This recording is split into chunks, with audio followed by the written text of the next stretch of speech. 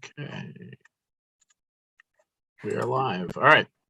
So let's call to order the November 16th, 2021 Conservation Board meeting to order. It is 6:31 p.m. Looks like we have one item on the agenda tonight, and I think it's been before us in the past a couple times, but it looks like it's the final subdivision for Scout Path out on Aldridge Road. Project number 09-FS-2021. So looks like, as I mentioned, we've seen this before.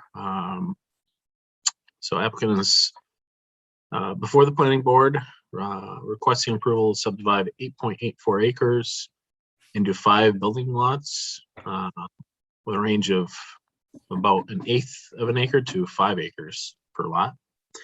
And looks like the home locations vary or will be accessed through 2 shared common driveways.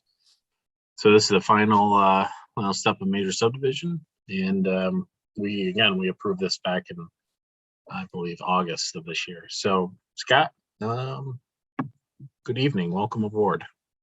Good evening, and thanks for having me tonight. Can everyone hear me okay? Yep, I hear you. All right, great. Yeah, so we're in for final with this plan.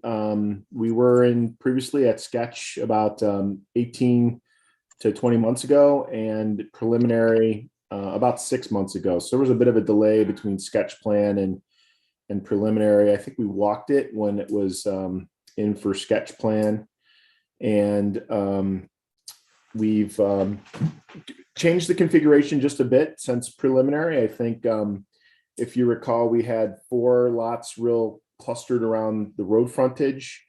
And as part of the preliminary work, there were concerns with, oh, there we go, there's the site plan, thank you. There were some concerns with how restricted that bottom left-hand corner lot made the building footprint with what we were doing there. We had a pond proposed, and it just didn't seem to be an optimized configuration. There were also some concerns about wetlands in that corner. We subsequently had a wetland delineation done. They verified the presence of, there's a technical term for it, but let's just call them streams, not wetlands, inferior, something to that effect. Is a regulated form of channel, but not large bulk restrictive building wetland or wetlands that would prevent any type of building. So we've resolved that issue, but still resigned ourselves not to really use that as part of the building footprint area, make it, preserve it, use it for what's happening there naturally now. There's some low-lying areas, and while they're not wetlands, there certainly are still attenuating some of the peak stormwater events. So we felt that it would be more beneficial to avoid that area and relocate the house footprint that was proposed for that area to the rear of the site. So you'll notice that we've shuffled the lots around just a little bit. There's still 5 lots, but instead of having 4 in the front and 1 large lot in the back, there are 2 footprints back there that are very suitable and desirable locations. And we just felt that it was a better overall plan and more, respectful of what exists there from a environmental perspective. The town planning board has given us some good feedback on what we're doing on this project compared to some of the other projects. Recall we've had more lots on a single driveway. I think we had 5 in our project across the road, Aldridge Road Scout Reserve. And in this case, we were able to configure things around what is conventional in the planning board's design criteria, and that is the provision that allows for 3 lots on a driveway. So we've got the 3 kind of clustered, and then the 2 lots in the back on a driveway. We've got full utilities here, so gas, water, and sanitary. And then maybe just to highlight the stormwater, if we could go back to that first plan, we do have a stormwater pond proposed. It is in an area where that stormwater attenuation is happening already, but we formally form a pond there, and it will function as a peak water attenuation pond. So it'll be dry some of the year, but wet when there are storm events. So I think that's kind of a summary of the overall project. I should probably highlight, though, we do meet the conservation easement requirement, where 50% of the site is included in conservation easement. That is shown on this plan as the shaded areas. The lighter shaded area is conservation easement. It does extend into the darker shaded areas, where that darker shade represents a stormwater easement. So around the pond, that's part of the conservation easement as well as stormwater easement. And then along the bottom property line, as shown on this plan sheet, that darker shaded area is where a more defined seasonal stream runs, and we've included that in a stormwater easement, as well as overlaid it with the conservation easement. So those darker shaded areas, are those the same is that the same easement language, or what's the general type that we're looking at? Yeah, so our thought here is that we would stick with the standard conservation easement. In the past, we've used conservation easement and open space, but I believe we've been talking along the context of conservation easement here, and no proposed change there. In the darker shaded areas that are stormwater easement, there would be some permitted stormwater cleaning, some work allowed that's essential to maintaining positive drainage. Yeah, so kind of like site specific, customized language.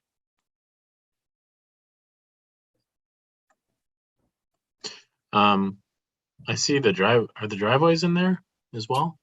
Yeah, so it is a little confusing when shown at this scale. Apologize for that. The other darker shaded areas are the access and utility easements associated with the shared driveways. So starting adjacent to the pond area, you can see there's a rectangle that's kind of stands out aside from the pond shaded area. That is access and utility. That's not included in the conservation easement. That's just denoting the area where there's common ownership of the driveway and any utilities that are extended in that boundary. The other driveway is also included in a access and utility easement, and that's what runs up the property line on the top of the page. Okay, that makes sense. Yeah, and then it extends onto the second page there. Looks like you have, is that a round or a like a cul-de-sac, or? If we could flip to that page, that'd be great. Okay, great. So you can see a couple of things shown on this back plan here that are valuable here. We've got the conservation easement over the steeper slopes and more mature wooded areas in the back of the lot. That's the lighter shaded area. And then, Andrew, as you pointed out, my daughter's printing out her homework. That's funny. Sorry if it's distracting. She may have to come put paper in the machine. You pointed out the roundabout. Yeah, so there are some special elements that we're including on this driveway because of its length relative to building fire protection. The fire department's asked for the ability to turn around a fire truck. So instead of the scale of the roundabout that or circle that we have across the street at Scout Reserve, because there's only 2 lots here, we want to be able to provide, the ability to turn a big vehicle, but also be very practical about it. So the circle would be more, would be a paved area, but it's much restricted in its pavement limits to accommodate what would typically be driving on it, right? Like your passenger car and the FedEx truck. But there is an extended flat area that has a gravel base and a lawn surface, so that it'll be well drained, but capable of supporting a fire truck without it, getting buried up to its lug nuts and not being able to turn around. So that's the plan there. It's difficult to see at this scale, but functionally, that's what it's doing. It's there so that we can turn a fire truck, but practically only paving the area, generating the rain runoff that would be from an impervious surface that's necessary for a car.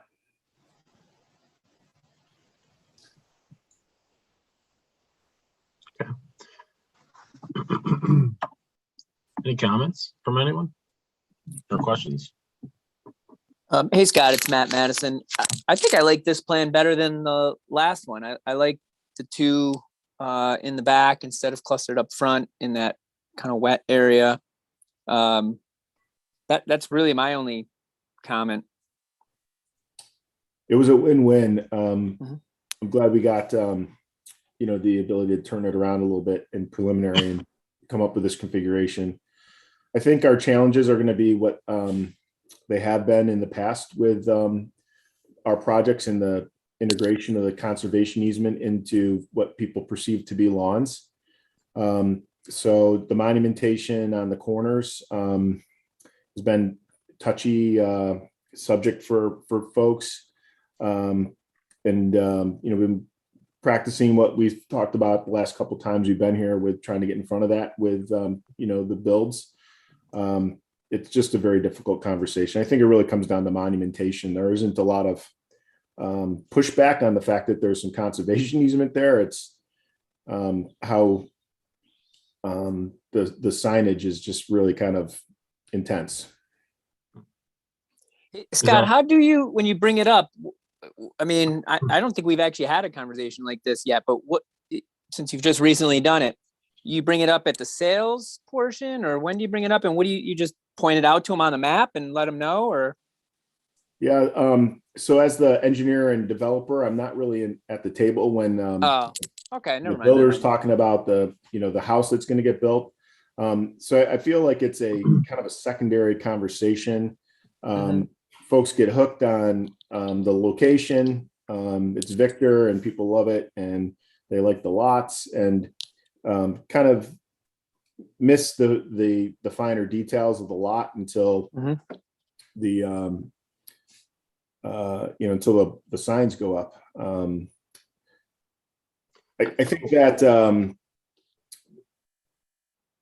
Scout Reserve has been better than the first one that we did, and we're just sort of kind of living out that first project 3 years later, and we're still finishing up a couple of the fine details of that project, and folks are just kind of surprised when they can't mow around the pond because it's in conservation easement, and when it's mowed it looks like a golf course, and when it's not mowed it looks natural, and maybe a little rougher.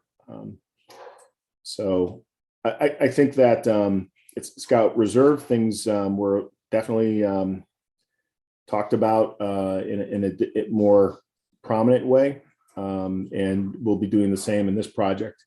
But in order to meet the 50% conservation easement, we've really had to kind of push that easement into areas where there'll be interaction with the lots, right? It it isn't just a block in the back of the property, it's integrated into the project. And I think that it's that interface that creates the, you know, the situation that we have to be upfront about. Mhm. So question on, you mentioned, some feedback about the signage being, kind of a sticking point. Is that feedback from the developer, or is that feedback from the customers, or who was, just curious where that's coming from? It's from the customers. I think, on the developer side, it's no problem to put the posts in and the signs up. It's when you stand back and look at it, it's like the throughway delineators across the back of your property, right? And it's almost the same material. It's a fiberglass post, it's a placard, and I mean, over time, when the conservation easement grows up to it, I'm sure it won't be so pronounced. But out of the initial reaction is like, oh, those signs. Yeah, and that could take a few years before the vegetation comes back in that area. Mhm. Maybe longer even. But okay, well that's interesting, and I think that should be noted. I think the monumentation is clutch, and it's key. And we had some conversations at preliminary about like a virtual kind of map that shows these things. It's probably not very popular with actually monumenting folks that want monuments out there. So my push is to look toward like more natural looking monumentation, right? So big boulders kind of appeal to me. But iron pins that maybe don't stick quite up out of the ground so much, like a 48-inch placard. Yeah, I mean, my opinion is I would like to see more natural markers if possible, but I guess what's the rest of the board think about that?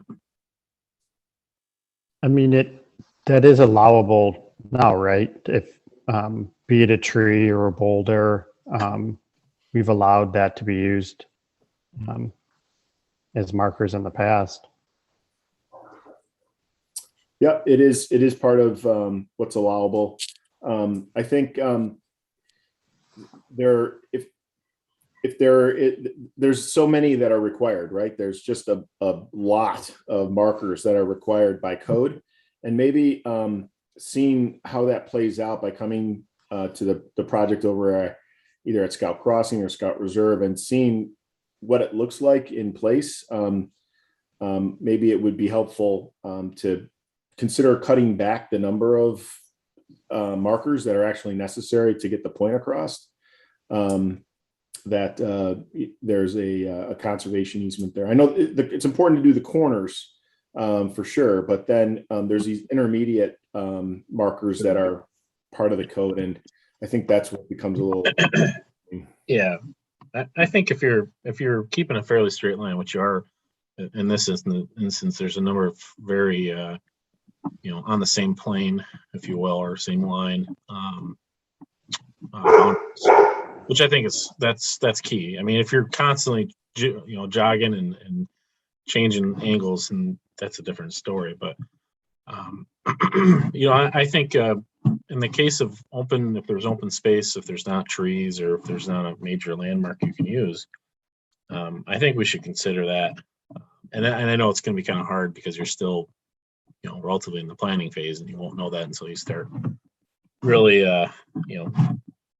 excavating and developing the site. So I would be in favor of kind of keeping that as a working item, especially if that's some of the feedback from the folks out there. Yeah, it's definitely some feedback I'm sharing with you, and I understand from the code enforcement side, and I understand from the design side, and finding some balance there over time. I'm sure it can happen. Yeah, I mean, I think to Andrew's point, the straighter the lines that in the easement, the less markers you have to have. So that'll definitely make things easier. And I mean, I wouldn't be opposed to a site walk to see how they look Yeah. at some of your properties that you've already got and I think you mentioned too, they've gotten better because I think we're trying to be more aware of lines that make bends, because we know, every time you see a bend, there's supposed to be something sitting there. So anytime we can help you in this phase straighten out a line, give a little here, take a little there, and straighten out the line, and then and then markers go away. And I just echo what Tim said. Absolutely, we can use boulders, we can use trees. You could plant a small row of trees, or not even a row, but enough trees, or leave trees. I think would even be preferred. And then it's pretty simple, right? New homeowner, that tree line, you can't mow past a tree line. Simple, not unsightly, and easy for them to see, easy for code enforcement to see down the road. So kind of a win-win. Yeah, I would agree.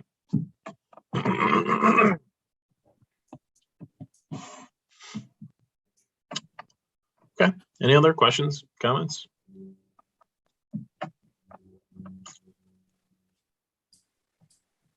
Nope. I'm good. I had a question on the driveways, but it was answered earlier, so I'm good. Okay. I think, just to, I guess, put this into the comments or the notes here. Making sure the only comment I can think of here is to, when we write up the language, particularly on the drainage easement, making sure that we are allowing, clean out and, basic maintenance of that area in those two areas. I think there's two of them, right? In those two areas. I think that's the only real comment that I can think of here. Yeah, we've had that language in the past be part of the conservation easement. Examples would be at Scout Crossing, the stormwater pond is inside the conservation easement. Yeah, I recall that. Okay, good. All right, Scott, anything else? No, thanks for everyone's time and consideration. It's much appreciated. Okay, well, when are you on? Are you on in the next couple of weeks, or for planning board? I'm hoping for December. I haven't gotten final word yet. Okay. Are you guys starting, or when's the development planned or begin? There is someone who's interested in one of the lots, lot 1. So there is a lot of energy around starting one of the houses potentially this winter, certainly this winter. So the rest of the lots would follow as they're sold, but the infrastructure extensions aren't as complicated or as at Scout Reserve across the street. We had to push all of the infrastructure deep into the site, and in this case, we can incrementally push the utilities in as each one of the lots sells. So there won't be a bulk earth move and then utility work. It will, I think, kind of work out where each one sells on its own schedule. Gotcha. Okay. I would be interested to Matt's point about, doing this, maybe a follow-up site walk. Obviously not we're not going to make approval contingent upon that, but of this and maybe even across the road, just to see, some of those situations where the markers are, kind of problematic, if you will. That's the best way I can put it. But, and it doesn't, we can take that offline and discuss that, but I would be interested in that. Be happy to do it. We can set that up at your convenience. The markers are going in at Scout Reserve. It's I believe a condition of C of O. So the time is right to hit that, and I definitely would like to walk you through that. Okay. All right. Well, we'll take an action. It's obviously not going to be a large priority. It's probably more weather dependent than anything, but yeah, I think it's a good idea for us to get out there and see see it and receive some of the feedback as well. All right, very good. Okay. Well, thank thanks, you much. All right, I will leave now. Thank you. Have a good Take night. it easy, man. Good night. Thank you. Bye-bye. All right.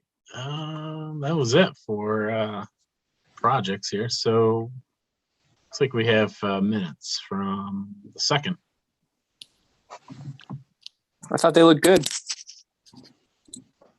I found an error. I was waiting to see if Matt found it. Go for it. Pat was not at the November 2nd meeting, right? Ah, that's right. I didn't Good even read them catch. because I wasn't there, but good catch, Tim. Other than that, I thought they were fine. Yeah. Okay. Let's pass those off till next. I guess this is it. The 7th or meeting or the next meeting. Yeah, 7th. Okay. Anything else? Any other actions or business here? My end. Andrew, you passing off the approval of the minutes to the December meeting? Yes. Okay.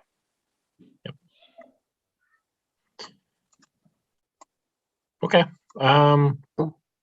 Well, I got a couple items we can talk about offline here. I guess if there's nothing else, looking for Yeah. Make a motion to adjourn. okay, motion by Second. Matt. Second by, what was that? Pat? Yep. Pat? All in favor? I Okay. Aye.